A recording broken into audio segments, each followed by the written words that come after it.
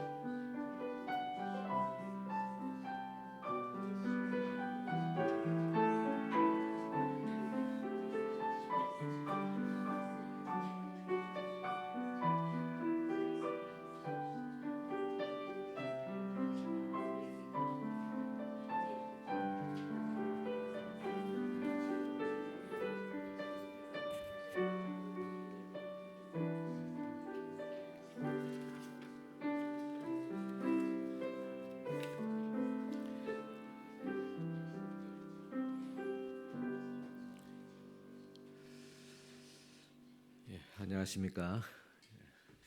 교회 소식 전해드리겠습니다.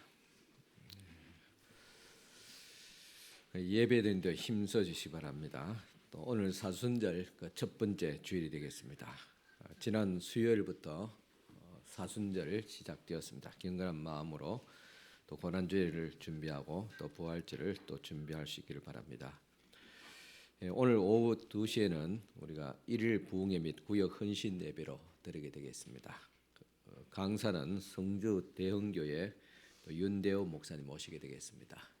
우리 좀 구정 지났지만은 또 우리가 또 새로운 또 한 해를 또 준비하면서 오늘 부흥회를 또 일일 부흥회 가지고자 합니다. 우리 성도들 모두 다 참석하셔서 은혜 받으시기 바랍니다. 또 외부에서 알리지 않았습니다. 우리 식구 안에 부흥이기 때문에 우리 성도님들이라도 또 오후에 꼭 다들 오셔서 같이 함께 은혜 받고 또 은혜 가운데서 또 한 해를 또 시작할 수 있기를 바랍니다. 특별히 각 구역장 권사님들은 또 꼭 참석해 주시기 바랍니다. 오늘 새가족 모임이 있습니다. 또 예배 후에 우리 새가족분들은 푸른 처장으로 또 모여주시길 바랍니다. 또 생명의 삶 큐티 3월호가 나왔습니다.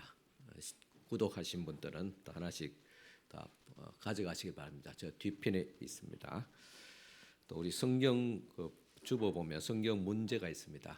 또 성경 문제에 또 풀이하는데도 또 많이 또 동참해 주시기 바랍니다. 오늘 주보를 가져가서 적으시고 다음 주에 그렇게 내시면 제가 이러면 성경 문제 참여한 것을 다 기록하게 됩니다. 많이 참여해 주시길 바랍니다. 또 성경 우리가 말씀 설교 듣고 또 개인적으로 성경 문제 풀이함을 통해서 다시 한 번 더 말씀을 또 되새김질하는 또 은혜가 있을 줄 압니다.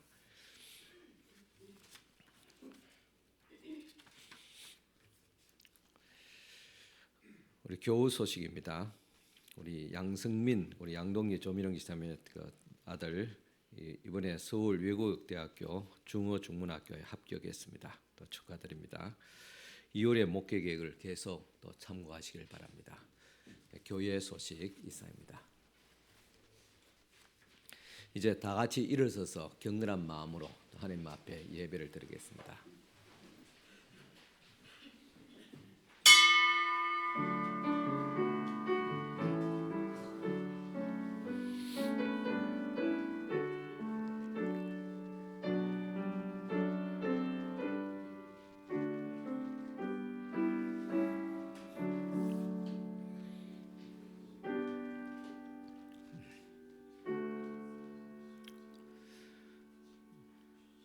오라 우리가 여호와의 산에 올라가서 야곱의 하나님의 전에 이르자. 그가 그의 도를 가지고 우리에게 가르치실 것이니라. 우리가 그의 길로 행하리라 하리니 이는 율법이 시온에서부터 나올 것이요 여호와의 말씀이 예루살렘에서부터 나올 것임이라. 아멘. 만군의 여호와 하나님 변함없는 사랑으로 저희들의 발걸음을 인도하여 주시고 거룩한 주일 성소로 부르사 주님의 권능과 영광을 보게 하시니 감사합니다. 주님께서 베풀어 주신 크신 은혜와 사랑 기다리며 우리 입술이 주님을 찬양합니다. 우리 평생에 주님의 이름을 송축하면서 주님의 크신 은혜로 말미암아 거룩한 손을 들어 경배하게 하옵소서. 오늘 또 저희들이 드리는 예배 가운데 성령으로 임하여 주시고 홀로 영광을 받아 주옵소서. 예수님의 이름으로 기원하옵나이다. 아멘. 예, 다 앉으셔서 고백의 기도를 드리겠습니다.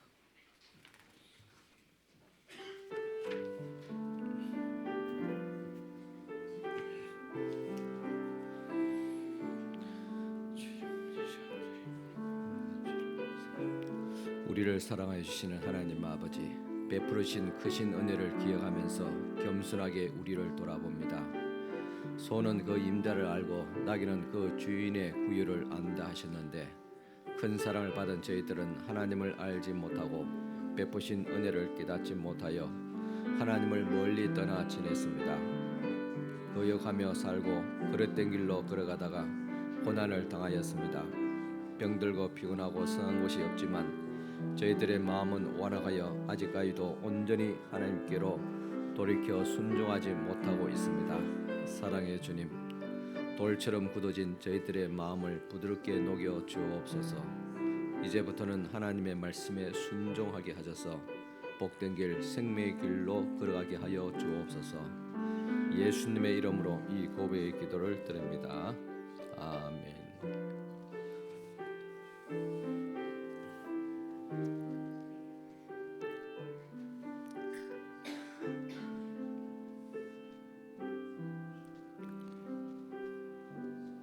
내가 여호와인 줄 아는 마음을 그들에게 주어서 그들이 전심으로 내게 돌아오게 하리니 그들은 내 백성이 되겠고 나는 그들의 하나님이 되리라. 아멘. 이 시간 성시교독 다 같이 교독하시겠습니다. 성시교독 5번 교독문입니다. 찬송가 뒤편에 있습니다. 성시교독 5번 다 같이 교독하시겠습니다.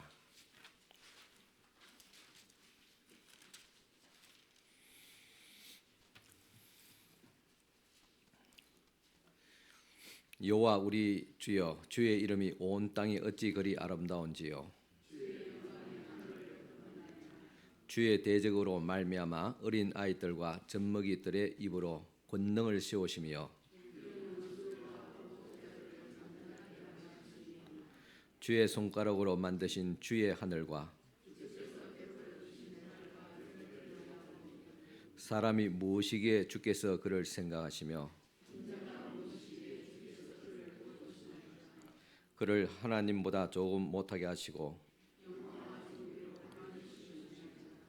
주의 손으로 만드신 것을 다스리게 하시고 만물을 그의 발 아래 두셨으니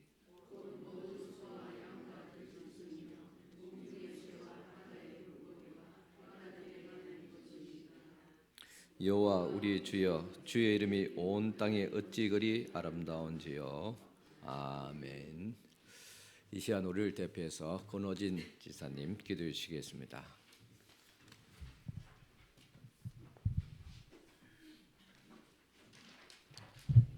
기도드리시겠습니다.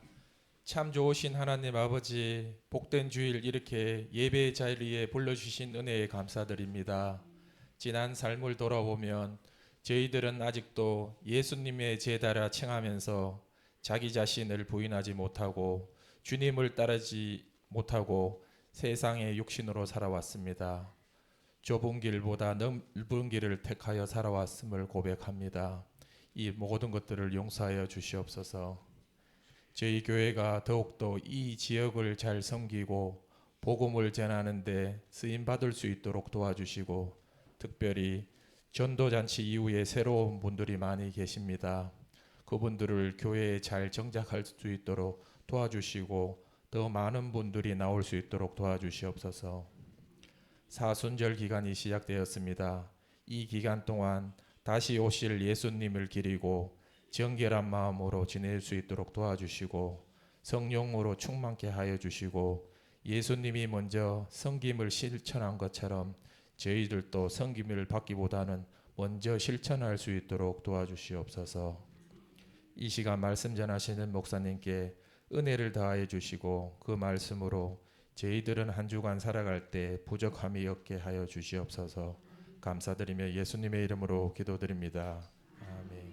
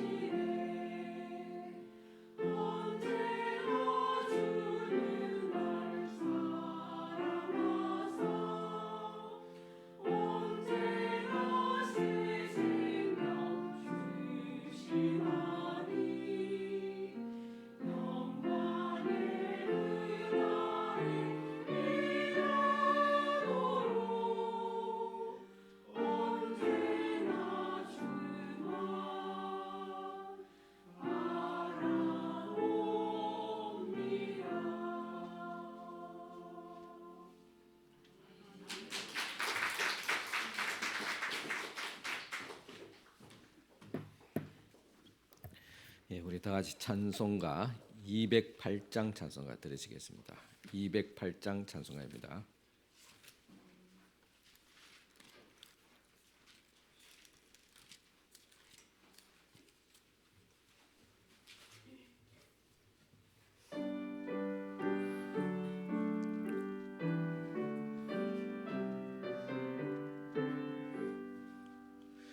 내 주의 나라와 주 계신 성정과 피 흘려 사신 교회를 늘 사랑합니다.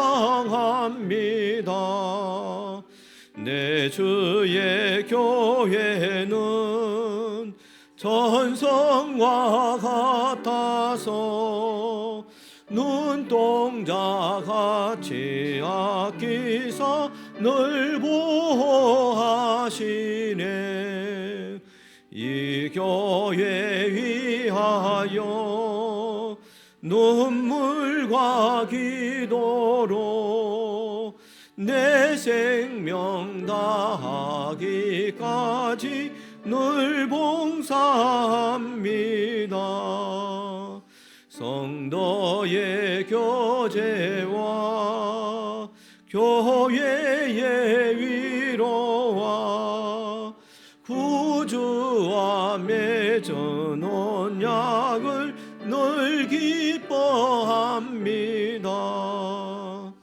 하늘의 영광과 베푸신 은혜가 진리와 함께 영원히 지온에 넘치네.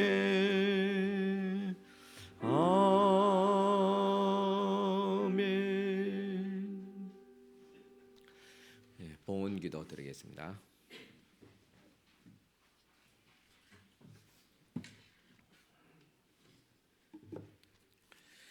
예, 11조 예물 들으신 분들입니다. 박명수 장님 들었습니다. 김호 장님 들었습니다. 이영학 지사님 들었습니다. 정금영 권사님 들었습니다. 임연옥 권사님 들었습니다. 정숙과 권사님 들었습니다. 김한영 장로님 들었습니다. 박진규 청년 들었습니다. 남명숙 지사님 들었습니다. 권지현 어린이 들었습니다. 권하윤 어린이 들었습니다. 오명숙 권사님 들었습니다. 하나님 아버지, 이 시간 먼저 하나님의 것을 구별해서 또 11조 예물 주님 앞에 올려드립니다. 첫 예물이오니 주님께서 흠령하여 주시고 또 첫 것을 들었음에 모든 물질 생활들이 더욱 거룩하며 온전하게 하옵시고 손실이 없도록 하옵시고 또 주님께서 약속하신 대로 풍성한 물질의 복을 저들의 기업과 또한 직장과 또 일터 위에 또 가정 위에 부어 주시옵기를 바라고 원합니다. 주님 은혜 가운데서 물질로 말미암아 시험에 들지 않게 하옵시고 주님 은혜 가운데서 항상 체험을 받는 은혜를 입게 하여 주시옵소서. 또 주님 앞에 감사하며 귀한 예물 드립니다. 지켜 보호해 주시며 감사하며 범사에 또 감사드립니다. 주님 함께해 주심을 또 감사하며 범사에 감사하며 또 범사에 감사하며 또 하나님의 은혜 또 감사합니다. 또 하나님의 은혜 감사하며 하나님의 은혜로 회복해 하심을 감사드립니다. 무거운 짐 다 내거라 주님께서 은혜로 기쁨으로 또 나아지기를 원합니다. 또 주님 은혜 가운데 감사하며 귀한 또 감사의 예물들 올려드립니다. 주님께서 이 모든 감사의 예물들을 주께서 기쁘게 받아주시고 또 믿음대로 또 감사한 대로 이루어지고 응답되어지게 하여 주시옵소서.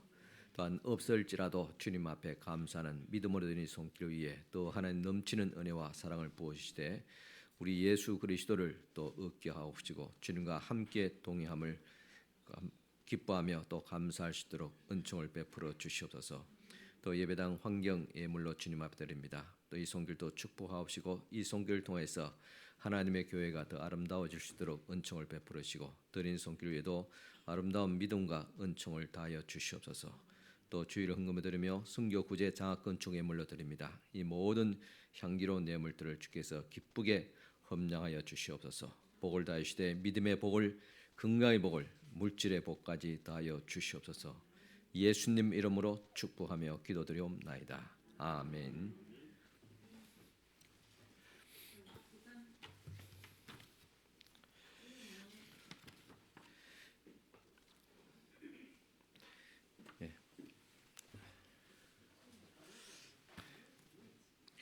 수군자 제사님 11조 예물 또 주일헌금 드렸습니다.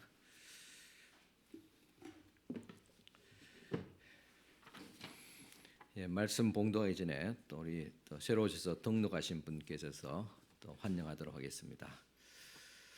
문재성 씨 지금 몸이 불편해서 좀 사무실에서 예배 드리고 있습니다. 보이지 않지만은 우리 다 같이 박수로 또 환영합니다.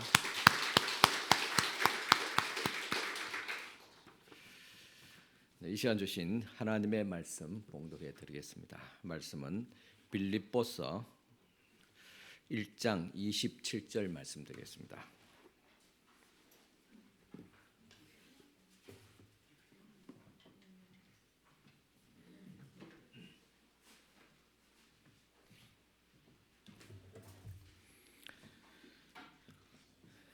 신약 성경 빌립보서 1장 27절 말씀과 2장 1절에서 4절 말씀 이어서 봉독해 드리겠습니다. 오직 너희는 그리스도의 복음에 합당하게 생활하라. 이는 내가 너희에게 가보나 떠나 있으나 너희가 한 마음으로 서서 한 뜻으로 복음의 신앙을 위하여 협력하는 것과 2장 1절에서 4절입니다.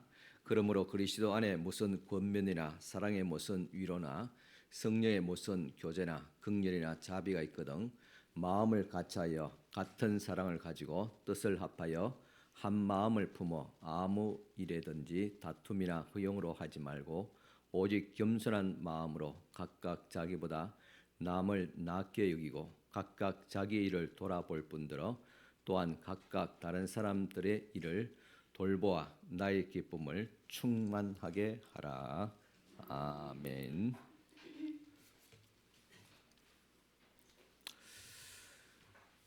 여러분 설 연휴 잘 보내셨습니까? 편안하실 거예요. 여러분 교회 오게 되면 또 무엇인가 우리가 체험을 받게 됩니다. 말씀으로 은혜를 받든지 또 아니면 마음의 위로를 받든지 또 믿음의 확신을 가지게 됩니다. 삶의 공고한 자가 와서 마음에 하나님이 주시는 안식과 또 은혜를 또 입게 됩니다. 여러분들 이와 같이 하나님의 전에 나올 때마다 이런 주님의 주시는 은혜와 또 체험이 있기를 바랍니다. 그런데 무엇인가 체험을 받지 못한다면 또 교회와도 뭔가 허전하고 또 예배드리도 뭔가 부족함을 또 느낀다면 오늘 말씀을 또 주목하시길 바랍니다.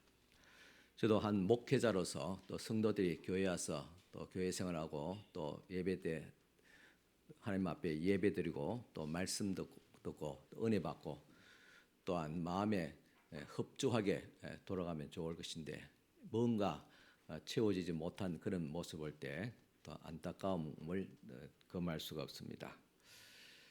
그렇다면 우리가 무언가 채워지지 않는다면 그것이 어떤 이유에 쓰고 무엇이 문제인가?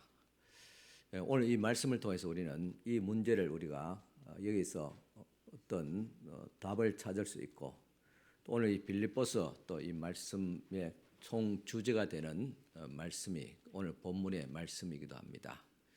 이것은 우리 그리스도인 예수 믿는 사람과 또 교회 생활과 어떤 연관성이 있는지 또 우리 신앙의 총체적인 어떤 면을 점검할 수 있는 귀한 또 말씀이기도 합니다.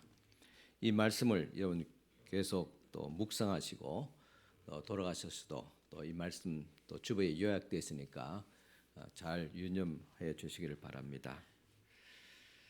우리가 무엇인가 채워지지 않는다면 그에 대해서 여러 가지 이유가 있겠지만은 합당하지 못한 행동 또한 선택일 수가 있습니다. 그렇다면 만족한 삶을 누리는 삶의 방식은 무엇이냐? 반대로 합당한 선택을 하는 것이라고 할 수 있습니다. 오늘 말씀 빌립보서 1장 27절에 보면 오직 너희는 그리스도의 복음에 합당하게 생활하라 그렇게 말씀하고 있습니다. 바로 복음에 합당하게 행하는 것입니다. 여기서 벗어나서 합당하지 못한 삶의 방식으로 살아갈 때는 체험을 받지 못하고 허전하고 갈급할 수밖에 없습니다. 여러분이 복음에 합당한 삶을 살고 있습니까? 빌립보서 2장 1절에서 4절까지 바울은 만족스럽고 기쁨을 가져오는 삶의 방식으로 복음에 합당한 합당하게 행하는 것이 무엇인가를 구체적으로 우리에게 보여주고 있습니다. 결론부터 말씀드리자면 그것은 사랑 안에서 함께 살아가는 것입니다. 복음에 합당한 삶이란 것은 관계 속에서 정의됩니다. 그런 의미에서 이것은 성도들이 교회에서 해야 하는 구체적인 덕목이라고 할 수 있습니다. 빌립보서 2장 1절입니다. 그러므로 그리스도 안에 무슨 권면이나 사랑의 무슨 위로나 성령의 무슨 교제나 긍휼이나 자비가 있거든 겠습니다. 여기서 그리스도 안이라는 것은 그리스도의 몸된 교회를 말합니다. 교회라는 것은 조직이나 또한 건물이 아닌 사람을 의미합니다. 그리스도 안에서 의미 있는 관계를 누리고 있는 사람들의 모임이 바로 교회입니다. 빌립보서 2장 1절에서 4절 말씀에서 보면 복음에 합당한 삶, 또 관계 속에서 행해야 될 것 크게 네 가지로 요약되고 있습니다. 첫째는 그리스도 안에서 서로 권면하는 것입니다. 둘째는 그리스도 안에서 사랑으로서 위로하는 것입니다. 셋째는 성령 안에서 성도들과 교제하는 것입니다. 넷째는 그리스도 안에서 긍휼과 자비를 베푸는 것입니다. 성도가 마땅히 행해야 될 이 네 가지 덕목을 우리가 행한다면 여러분들의 삶에는 기쁨이 흐르게 될 것입니다. 그러나 마땅히 행해야 할 바를 행하지 않고 있다면, 즉 영적인 관계에서 떨어져서 혼자 고립되어 있다면 아마도 여러분들의 삶에 기쁨이 찾아오지 않을 것입니다. 이 네 가지는 성도가 마땅히 행해야 될 일인데 특별히 교회 생활에서 그렇습니다. 그런 의미에서 본다면 빌립보서 2장 1절은 교회 생활의 지침서라고 말할 수 있습니다. 예수 믿고 구원받는 것은 지극히 개인적인 일입니다. 그러나 구원받은 자로서의 그 신앙이 성장하게 되어지고 또 구원받은 자의 주님이 주시는 축복과 은혜가 있습니다. 이것을 누리는 것은 철저하게 교회를 통해서 주시게 되는 것입니다. 그래서 우리 성도들이 교회와의 바른 관계를 맺을 때 같이 신앙의 만족과 기쁨과 또 풍성한 하나님의 은혜를 누리게 되는 것입니다. 지금까지 우리 교회에 다니면서 행한 일들과 그리고 오늘 이 말씀들을 한번 자신들을 한번 점검해 보시기 바랍니다. 일치하고 있다면 여러분들은 복음에 합당한 삶을 살고 있습니다. 그러나 다르다면 뭔가 합당하지 못하게 살고 있다는 의미입니다. 그래서 우리의 삶을 하나하나 점검해야 됩니다. 왜냐하면 성경은 우리 삶의 기준이 되기 때문인 것입니다. 그래서 이 시간 하나님의 말씀으로 또 나를 수술한다, 나를 새롭게 재창조한다, 그런 마음가짐으로 오늘 이 말씀에 임하면 좋겠습니다. 그러면 분명히 여러분들은 복음에 합당한 삶을 살아감을 통해서 주님께 주시는 풍성한 은혜와 만족스러운 삶을 누리게 될 것입니다. 먼저 그리스도 안에서의 권면입니다. 첫째, 성경은 그리스도 안에서 권면하라고 도전하고 있습니다. 이 권면의 원어는 파라크레시스라고 말하면서 충고하다, 예언하다 뜻입니다. 간절하게 충고한다는 말입니다. 다시 말해서 서로에게 필요한 말을 해주라는 것입니다. 교회는 좋은 말만 하는 곳이 아닙니다. 교회는 그리스도 안에서 서로 도전하고 권면하는 곳입니다. 그런데 이것은 사실 생각보다 쉽지 않습니다. 여러분 주위에 또 전도에서 아니면 구역 예배 드리면서 이렇게 신앙생활 해서 안 됩니다. 헌금생활을 이렇게 하면 안 됩니다. 예배생활, 주일 예배 이렇게 하면 안 됩니다. 바로 살아야 안 되겠습니까? 그렇게 말한다면 아마 쉽지 않을 거예요. 사실 그것이 필요합니다. 필요함에도 불구하고 사람들은 잘 그렇게 말하지 않습니다. 왜냐하면 상대방이 잘 받아들이지 않고 잘못하면 낙심할 수 있으니까. 그래 굉장히 조심스러운 부분입니다. 하지만은 우리가 해야 할 것은 해야 합니다. 이렇게 예배 생활에서 되겠습니까? 이렇게 더 신앙생활에서 되겠습니까? 더 열심히 해야지요. 이렇게 권면이 필요합니다. 이것이 나에게 도전이 되고 도전을 받아들일 때 내 신앙이 더 한 단계 성숙하게 되고 주님께서 말씀한 것같이 교회를 통해서 주시고자 하는 하나님의 은혜를 받게 됩니다. 첫 번째 권면을 받아들인, 권면을 첫 번째 받아들이지 않으면 하나님께 주시는 은혜를 받지 못합니다. 왜냐? 하나님께서는 교회를 통해서 하나님께서 우리를 축복하시고자 하는데 스스로 우리 마음의 문을 닫아버리는 꼴이 되는 것입니다. 권면이 진정 성도를 불편하게 만듭니까? 성도님 말투가 참 부정적이네요. 그렇게 이야기하면 옆에 사람들이 점점 줄어들게 되고 여러분들을 결국은 다 떠나게 될 것입니다. 조금 더 손해 보지 않으려고 하시네요. 다른 사람에 대한 배려가 더 필요한 것 같아요. 되게 방어적이네요. 형제님과 대화하기가 나누기가 참 부담스럽습니다. 받아들이지 않으니까 내가 더 이상 성도에게 할 수 있는 말이 없습니다. 자기 의가 강하시네요. 좀 더 직접적으로 말하면 교만하네요. 스스로 믿음이 좋다고 생각하시지만은 아직도 내가 보기에는 인격적으로 좀 성숙하지 못합니다. 혹시 여러분들이 이런 말을 들어본 적 있습니까? 교회 안에서 들어본 적이 있어요? 아마 거의 들어본 적이 아마 없을 것 같아요. 그 이야기 듣고 여기 앉아 있을 사람이 과연 있을까? 그래도 뭐 가족 간에 또 부부 간에 부모 자식 간에 뭐 이런 이야기를 또 할 수 있겠지요. 그러나 교회 안에서 이런 이야기 한다는 것이 참 어렵습니다. 진짜 필요한데도 어렵단 말입니다. 아마 여러분들이 이런 말을 들어보았다면 얼굴이 벌개지든지 마음이 상해서 다시는 그 말 하는 사람과 상종하지 않으려고 할 것입니다. 아니면 화를 내고 그 자리를 박차고 나갈 수 있고 심지어 교회를 떠날 수도 있습니다. 물론 그 말을 한 사람이 무례한 것일 수도 있습니다. 하지만 그보다도 듣는 사람의 태도가 더 문제입니다. 듣기 싫은 이야기라도 그것을 새겨 들으면 그 사람에게 굉장히 참 인격적으로 교회 신앙생활과 교회 생활이 한 단계 더 진짜 업그레이드 할 수 있는 그런 기회인데 그것을 놓쳐버린다는 말입니다. 하나님께서는 어리석은 선지자를 예언자를 나귀를 통해서 책망하지 않았습니까? 이 길을 가는 것은 하나님께서 지금 앞에서 시뻘게 칼을 들고 있는데 가지 말라고 그렇게 막았지 않습니까? 나귀 입을 통해서 그 이야기를 했어요. 심지어 같은 한 솥밥 먹고 한 구원을 받고 또 한 천국을 향해서 가는 우리 성도끼리 이런 이야기를 해줄 수 있어야 안 되겠어요?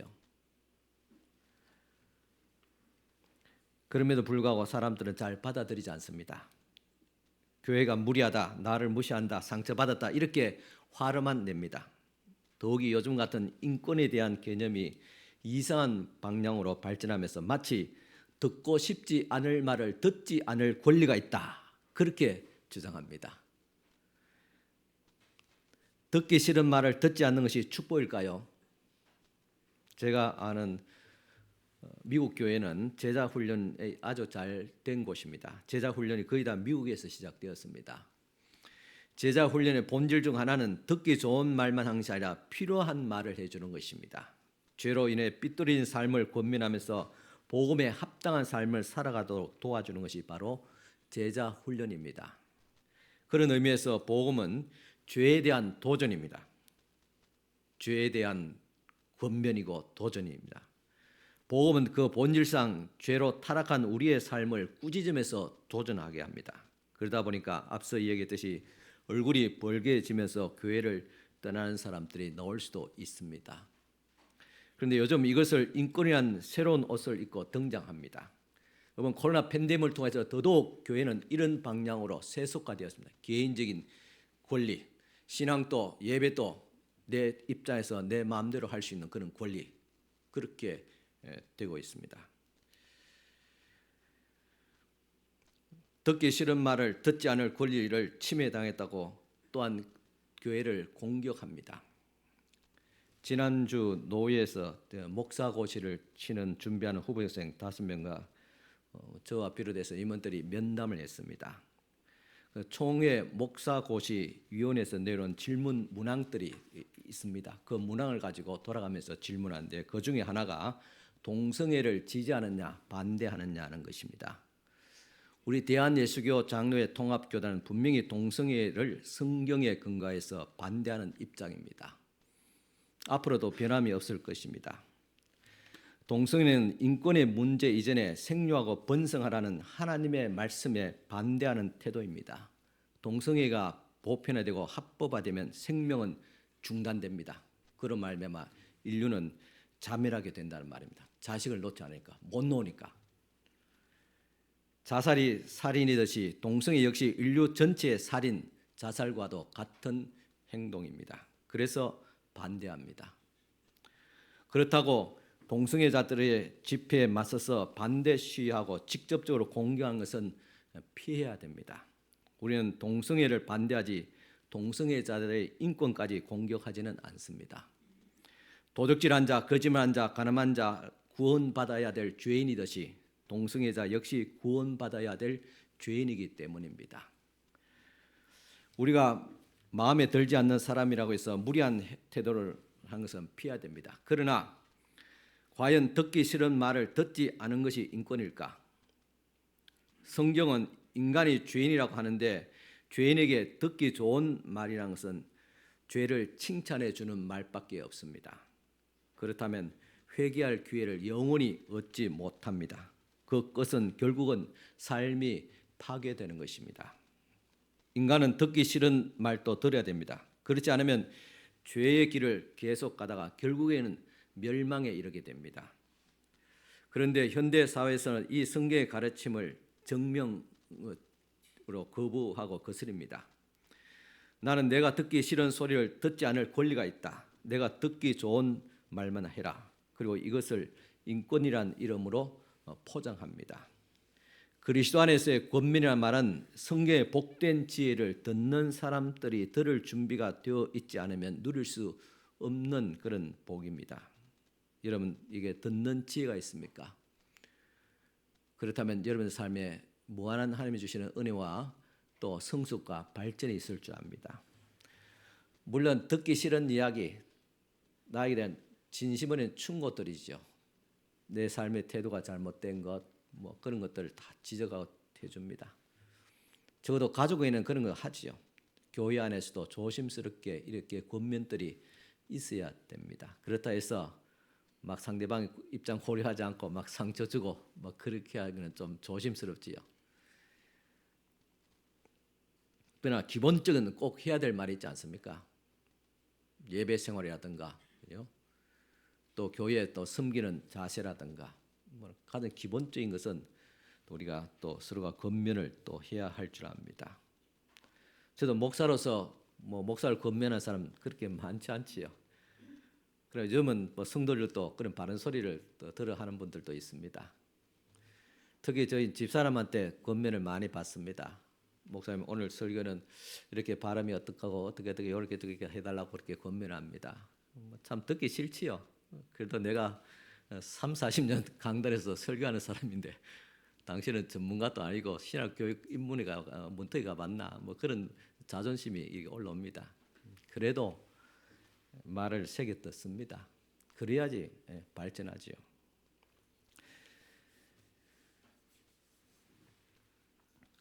여러분들이 듣는 지혜가 없다면 여러분들의 인생은 마치 브레이크 없는 내리막을 내리다가 곤두박질하는 그런 수레바퀴처럼 그런 차처럼 결국은 파괴적일 수 있습니다.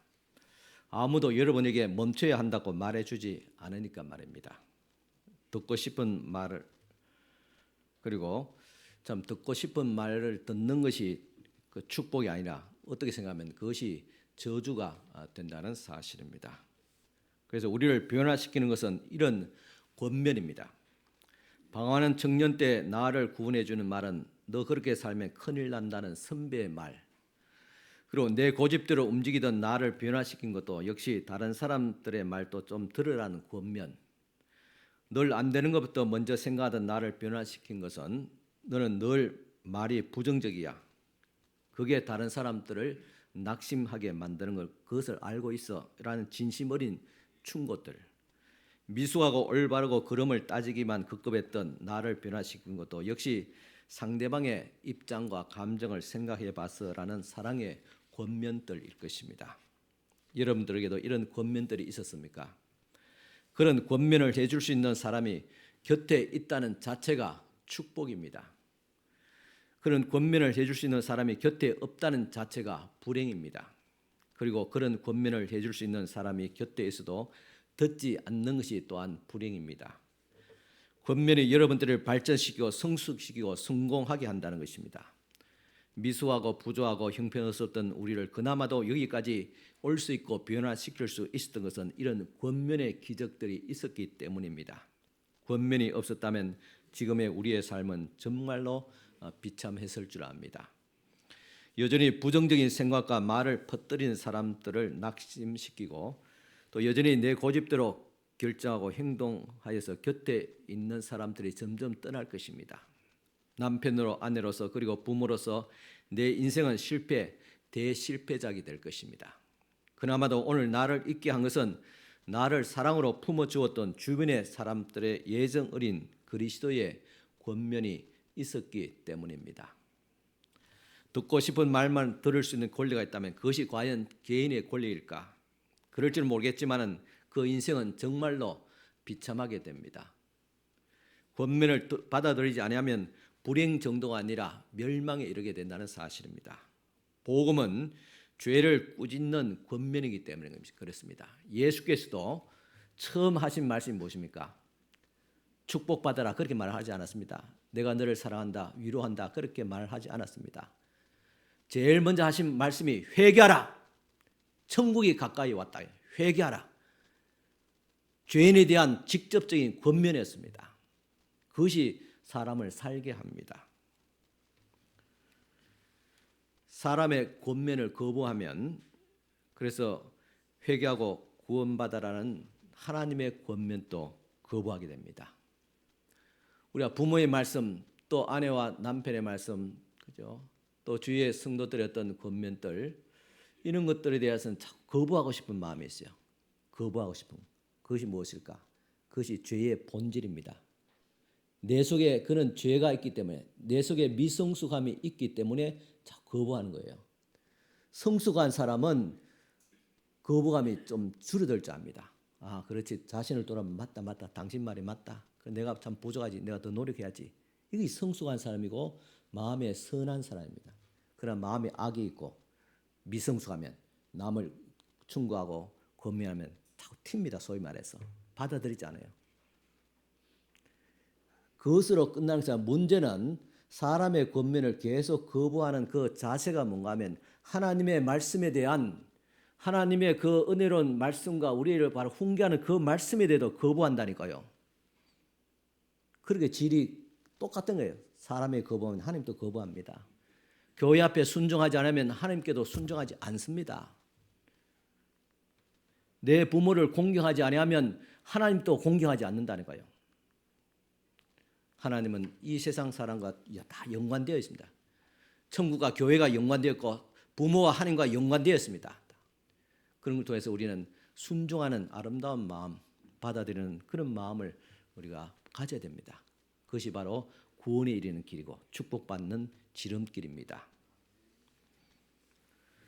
또 우리는 기억해야 될 것은 교회는 항상 내 편이라는 사실입니다. 성경은 사랑으로 위로하라고 말합니다. 권면하라 했으면 권면만 끝나는 거 아닙니다. 자꾸 맨날 만나면 권면하고 그렇게 똑바로 믿어라. 그렇게 예수 믿어야 되겠냐? 그래 주일 성교해야 되겠냐? 헌금사 그렇게 해야 되겠냐? 사람과의 관계 그렇게 해야 되겠냐? 봉사 그렇게 하지 않으면 되겠냐? 이런 식으로 계속 권면만 한다 하면 얼마나 삭막하겠어요, 그죠?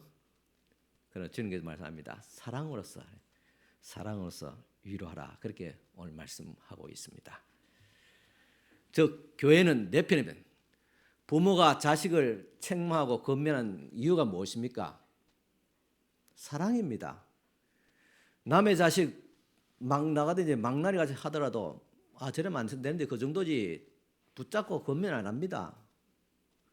내 자식이기 때문에 권면한 거예요. 그것이 무엇이냐? 사랑입니다. 근본 사랑. 왜 권면해야 되느냐? 사랑하기 때문에 권면한 것입니다.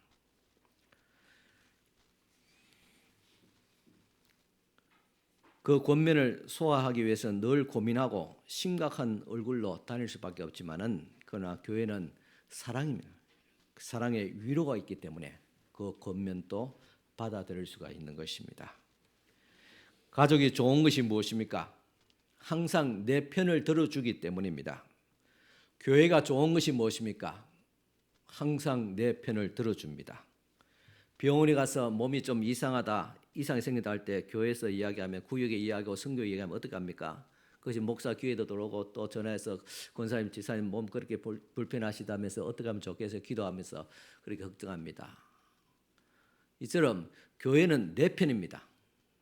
무슨 말 하더라도 다 내 일같이 그렇게 느끼면서 위로하고 같이 함께 염려하고 같이 함께 기도하는 것.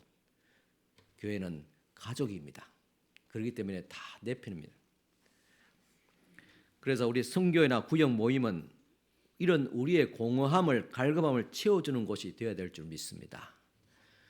앞에서 서두로 말씀드렸습니다. 왜 교회도 갈급함과 허전함을 채울 길이 없다, 그런 말을 합니까? 말씀으로 은혜 받고 알지만은 그것이 삶의 현장에서 실천되어지고 내 피부로 와닿게 되는 것은 철저하게 예배 이후의 모임입니다. 그것이 구역 모임이 될 수 있고 선교의 모임을 통해서 우리가 말씀을 나누고 오늘 주신 말씀을 다시 되새겨보고 또 서로의 어떤 자기 생각들을 이야기해보고 또 삶의 어려운 일들을 나누면서 기도 제목 삼고 같이 기도해주고 그런 가운데서 우리 마음의 공허함이 채워지게 되는 것입니다. 예배 시간에 말씀만 듣고 가는 것은 부족합니다. 말씀을 듣고 가면 그 마음의 갈급함을 다 채울 수가 없습니다. 받은 말씀을 앞에 말씀같이 구역 모임이나 선교를 통해서 서로 나누고 또 기도하면서 위로를 받아야 됩니다. 그렇습니다. 우리가 교회를 배우는 것은 이론이 아니라 위로해주는 형제를 통해서 배우게 됩니다. 경험되지 않는 지식은 지식에 불과합니다. 하나님의 은혜로운 말씀을 들었다 할지라도 그것이 삶을 통해서 실천되어지고 나누지 아니하면 그것이 우리 삶을 변화시키거나 우리 삶에 큰 위로가 될 수 없다는 말입니다. 여러분 어떻습니까? 우리의 교회는 어떤 곳입니까? 이론 지식 그런 말고 여러분들의 경험하는 교회는 어떤 모습입니까? 사랑의 위로를 구역 모임이나 선교를 통해서 경험하게 됩니다. 서로 위로하라, 서로 사랑하라. 그럴 때 교회의 위대한 진리, 말씀은 이 땅에서 우리 안에서 새롭게 계시되고 살아나게 될 것입니다. 요한복음 13장 34절 35절 말씀입니다. 새 계명을 너희에게 주노니 서로 사랑하라. 내가 너희를 사랑한 것 같이 너희도 서로 사랑하라. 너희가 서로 사랑하면 이로써 모든 사람이 너희가 내 제자인 줄 알리라 하겠습니다. 너희는 서로 사랑하라 하겠습니다. 말씀을 듣는 것이 1차적이면 2차적으로 서로 사랑하라. 그 사랑이 어디서 나타납니까? 구체적으로 다시 강조합니다. 구역 모임에서 나타나야 되고 선교의 모임에 나타나야 됩니다. 지금도 우리가 선교의 모임 가지고 구역 모임 가지면 앞으로 좀 더 우리 구역 모임, 선교의 모임 이런 방향으로 더 나가야 될 줄 압니다. 사랑을 실천하고 나누는 구역 모임. 세일하고 뭐 어떤 모임들이 있지 않아요? 특별한 거 아닙니다. 지금 우리가 구역 모임이 이게 세일이야. 그리고 성교 모임은 있는 것 더 활성화해야 됩니다. 있는 것 더 의미 깊게 만들어야 되고 있는 것도 우리 진지하게 함께 나누는 그런 모임이 앞으로 되어가야 될 줄 믿습니다. 또한 교회 안에서의 합당한 삶이라는 것은 바로 성령의 교제입니다. 교회는 관계가 만들어지는 곳입니다. 성도 간의 아름다운 연합과 서로를 향한 넘치는 사랑이야말로 교회 가운데 나타난 성령의 강한 역사입니다. 성령 충만한 초대교회는 성령 안에서 하나 되는 생동하는 공동체였습니다. 너 것 내 것 없이 서로가 나누었습니다. 같이 함께 나누고 함께 아파하며 함께 기도의 제목을 가지고 기도하고 그랬습니다. 어려운 위기 있으면 함께 모여서 그 어려운 위기를 극복했습니다. 그게 바로 성령 안에서 하나 되는 공동체입니다. 우리는 그리스도 안에서 하나 되는 교제를 나눠야 됩니다. 교제는 인간적인 교제에 머무는 것이 아니라 성령 안에서 나눈 교제가 되어야 됩니다. 성령의 교제는 우리를 하나의 가족으로 묶어줍니다. 가족은 사랑과 신뢰로 하나로 묶어진 구성체를 의미합니다. 하나님께서 영적인 가족을 하나로 구성원으로 여기십니다. 물론 구원은 지극히 개인적이지만은 또 믿음도 지극히 개인적입니다. 그러나 하나님 앞에서의 상급과 심판은 다분히 공동체적인 면이 있습니다. 같이 함께 우리 공동체로서의 책임을 진다면 우리가 잘해도 칭찬받고 우리가 못해도 같이 함께 우리가 책임을 받습니다. 물론 소돔성 안에서의 의인도 있어서 심판을 면했지만은 그러나 심판을 면했다 해서 그 삶이 행복했습니까? 불행했습니다. 그거 알고 있는 이웃들 또 가족들 잃어버렸습니다. 그 탈출한 그 롯의 가족도 굉장히 비참했습니다.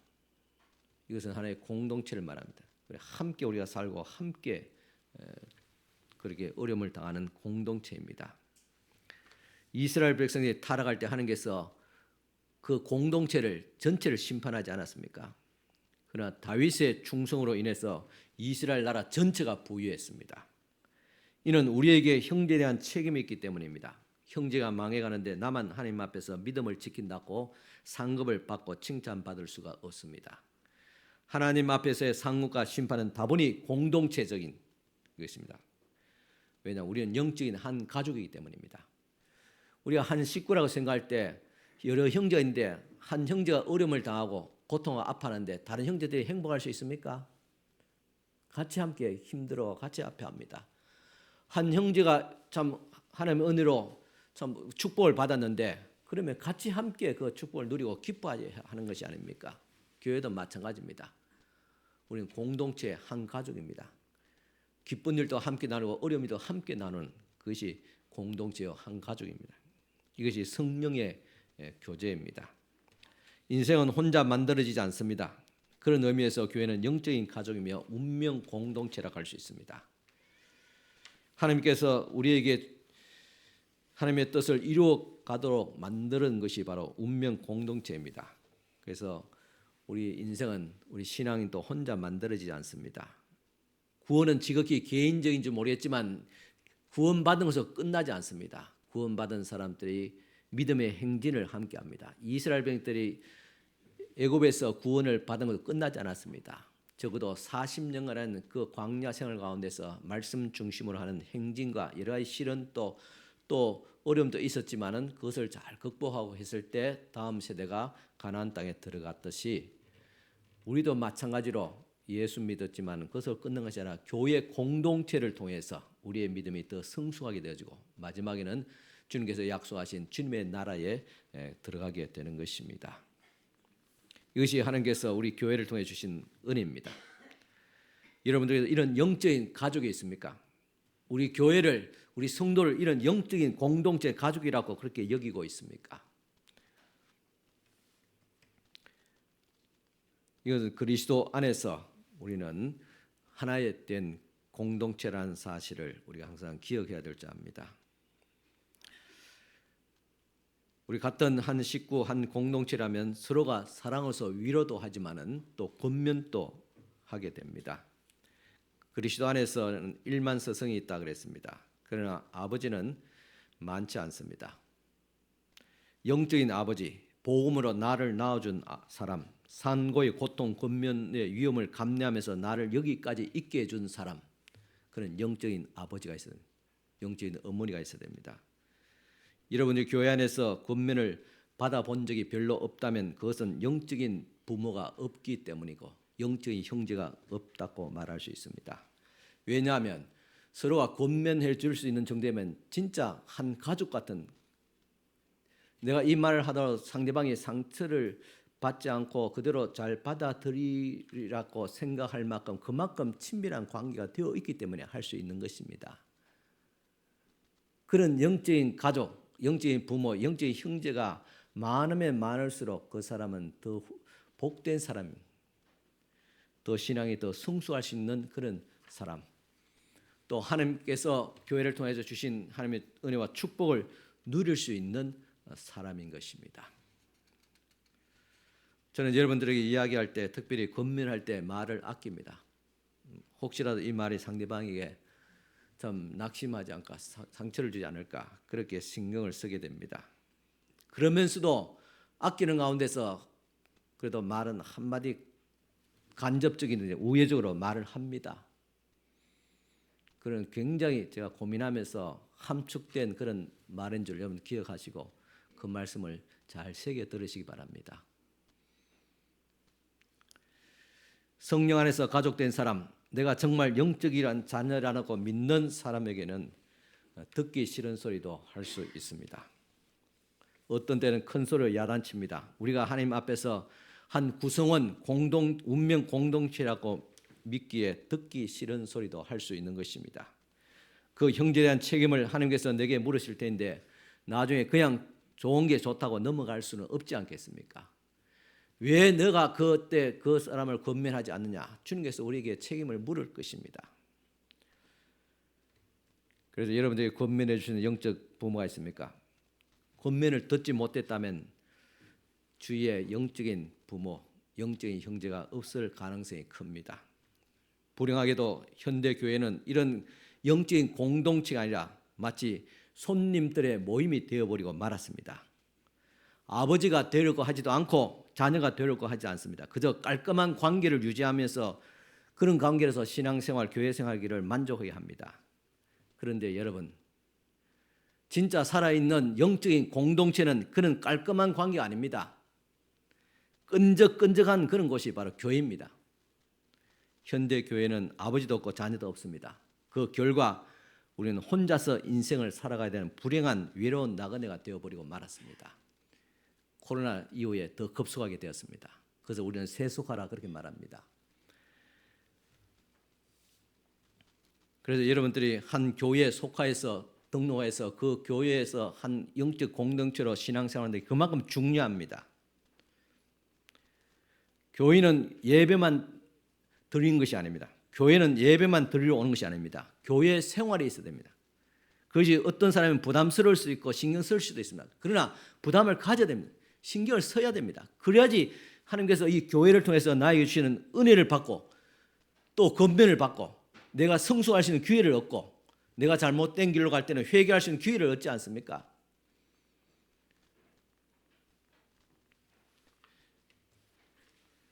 구원은 예수 믿으면 받을 수 있겠지만은 구원받은 자의 축복은 철저하게 교회를 통해서 받을 수 있다는 사실을 명심해야 됩니다.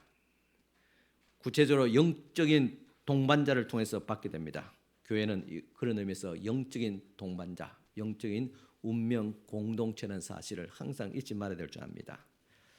여러분들에게 함께 길을 가는 친구, 영적인 동료가 있습니까? 영혼의 동반자가 있습니까? 힘들 때 내 말을 들고 어려울 때 힘이 되어주는 영적인 친구가 있습니까? 젊은서는 모릅니다. 그러나 나이가 들어갈수록 값을 주고도 살 수 없는 것이 바로 영적 동반자임을 깨닫게 됩니다. 이것만큼 큰 축복은 인생에 없습니다. 성령 안에서의 교제가 주는 축복입니다. 영적인 여러분 자녀들이 있습니까? 아무도 여러분들을 다른 사람이 없다면 여러분들의 인생의 열매가 무엇입니까? 여러분이 이 땅에서 어떤 영향력을 미치고 있으며 여러분의 삶이 이 땅에서 남기고 싶은 것이 무엇입니까? 달란트 비유가 보여주는 것처럼 하나님은 우리가 이 땅에서 뭔가 남기기를 원합니다. 그 남기를 원하는 구체적인 열매가 무엇일까요? 그것이 바로 영적인 열매, 영적인 자녀일 줄 믿습니다. 해산의 고통으로서 낳은 사람들, 당신에게 이런 사람들이 있습니까? 구체적으로 전도와 양육을 통해서 얻을 수가 있습니다. 성도의 합당한 행함은 교회 속에서 관계 속에서 이루어지게 됩니다. 그러기에 정한 교회가 없는 성도는 합당한 삶도 없습니다. 그래서 교회를 정하고 같이 함께 신앙생활을 해야 되는 것입니다. 또 성도의 덕목은 긍휼과 자비입니다. 우리는 서로가 긍휼을 여기고 자비롭게 대해야 됩니다. 영적 가족됨에 유지되는 비결은 바로 육신의 가족도 긍휼과 자비로 대할 것인데 영적인 자녀는 더더욱 긍휼과 자비로 여겨야 될 줄 압니다. 젖을 달라고 우는 아이에게 긍휼히 여기지 않는다면 부모가 그 힘든 육아를 어떻게 감당할 수 있겠습니까? 가족 간에도 뭔가 서로가 거리가 있을 수도 있습니다. 빌려주고 받을 수도 있습니다. 그렇지만은 사채업자처럼 냉정하게 그렇게 다 받아내지 않습니다. 특히 부모는 자녀에게 엄청난 물질을 쏟아붓습니다. 비상금까지 다 날아갑니다. 그렇지만은 한 번도 다 갚으라고 말한 적이 없습니다. 안 갚는다고 괘씸하게 여기지도 않습니다. 사실 얼마나 줬는지도 기억도 나지 않습니다. 왜냐하면 가족이니까요. 이처럼 가족 간의 관계를 유지하는 것이 바로 자비입니다. 영적으로도 동일합니다. 성령 안에서 교제를 유지하기 위해서는 바로 서로를 향한 긍휼과 자비입니다. 용서가 전제되지요. 교회는 긍휼과 자비가 역사하는 곳입니다. 서로 긍휼이고 서로 자비로울 때 그 공동체는 성령 안에서 교제하는 공동체가 됩니다. 그리고 이 영적인 가족이야말로 하나님께서 우리에게 주신 최고의 선물입니다. 오늘 이 땅에서 최고의 선물이 뭡니까? 남녀가 만나서 한 가족을 이루는 것은 이게 최고의 선물입니다. 그 자녀들을 본다는 것도 역시 최고의 선물입니다. 그러나 그보다 더 최고의 선물은 우리가 그리스도 안에서 영적인 공동체에서 영적인 교제를 나누고 서로 권면하고 위로하고 사랑하고 자비와 긍휼을 베푸는 이 교회가 있다는 것이 여러분들의 가장 큰 축복일 줄 믿으시 바랍니다. 구원은 하나님께서 주시는 개인적인 선물이겠습니다. 그러나 구원의 선물은 반드시 누군가에 의해서 함께할 때만 누릴 수 있습니다. 그것이 누군가가 누굽니까? 바로 교회 성도들입니다.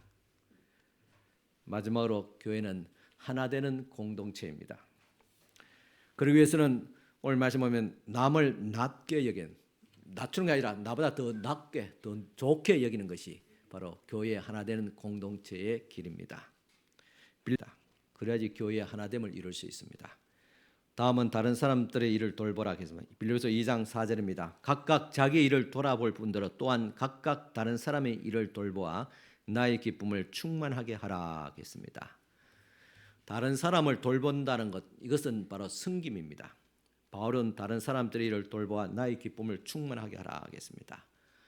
너희가 성도끼리, 바울이 빌립보 교회의 성도들이 서로가 섬기는 그런 모습을 볼 때 다른 사람들을 위로하고 섬기고 권면하고 또 사랑하고 이렇게 다 이런 것이 다 섬기는 거잖아요. 다 기도해주고 또 어려움을 우리 서로가 돌아보고 이런 모습을 볼 때 그것이 나의 큰 기쁨이다. 이것은 바울의 기쁨일까요? 아닙니다. 오늘 목회자의 기쁨도 될 것이고 더 나아가서 교회의 머리 대신 우리 주 예수 그리스도의 기쁨이 될 것입니다. 여러분들이 서로 섬기는 모습을 볼 때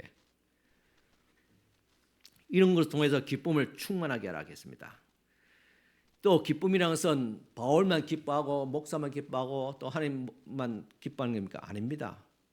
그 섬김을 행하는 그 사람이 기쁨을 얻게 됩니다. 섬김 속에서 진정한 기쁨이 있습니다. 저희 교회도 우리 주변 지역사에 많은 섬겨 있습니다. 중식 봉사도 하고 여러 가지 또 희망 나눔 위원회 위원으로 속해서 이렇게 섬기고 있습니다. 근데 거기서 만나는 사람 보면 기독교인도 있고 기독교인 아닌 사람도 많습니다.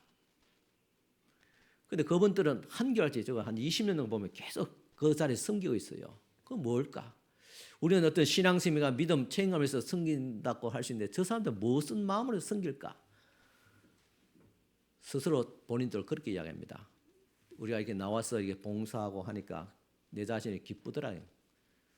섬김의 기쁨을 안 믿는 사람도 알아요. 하물며 하나님의 교회, 몸된 교회에서 서로 섬기는 기쁨이 있어야 되지 않겠습니까? 대접받는 것보다도 섬기는 것이 우리 자신에게 기쁨으로 돌아오게 됩니다. 바울은 다른 사람들의 일을 돌아보아 나의 기쁨을 충만하게 하라고 했습니다. 섬김은 진정한 기쁨입니다. 그래서 오늘 말씀 바울은 복음에 합당한 삶에 대해서 그리스도 안에서 서로 권면하고 또 사랑으로서 위로하고 성령 안에서 교제하며 서로 긍휼과 자비로 대하며 특별히 섬기라고 했습니다. 그럴 때 우리는 영적인 가족이 누리는 하늘의 기쁨과 감격을 맛보게 될 것입니다. 그리스도 예수 안에서 그리고 교회 안에서 이 놀라운 축복이 여러분들과 함께하기를 축원합니다. 기도드리겠습니다. 하나님 아버지 감사합니다. 오늘도 주님 바울을 통해 주신 하나님의 말씀을 통해서 과연 우리는 복음에 합당한 삶을 살아가고 있는지를 우리 자신을 돌아보게 하옵시고 우리가 하나님께서 주신 이 법물 제일교란 신앙 운명 공동체 안에서 하나님께서 주신 복음을 통해 주신 무한한 은혜와 사랑과 능력을 체험하게 하여 주시고, 이 땅에서 하나님께서 주시는 또한 은혜와 위로를 받음을 통해서 서로가 힘을 얻고, 우리의 약함을 또한 서로의 아버지의 기도와 권면과 관심과 승리를 통해서 체험을 받고, 인생의 허전함과 공허함을 또한 우리의 그리스도의 사랑의 공동체를 통해서 위로를 받게 하여 주시옵소서. 무엇보다도 주님께서 그리스도의 몸된 교회를 통해서 허락하신 하나님의 신령한 은혜와 복을 다하여 주시옵소서. 예수님 이름으로 축복하며 기도드리옵나이다. 아멘. 네, 다시 한번 광고 드립니다. 오늘 우리 또 1일 부흥입니다. 부흥이면 강사 있고 성도가 은혜 받을 준비된 성도가 있어야 됩니다. 우리 모든 성도들 꼭 오후 예배 때 꼭 참석해서 또 부흥의 은혜 많이 받으시기를 바랍니다. 우리 다 같이 일어서서 505장 3절 찬송 드리시겠습니다.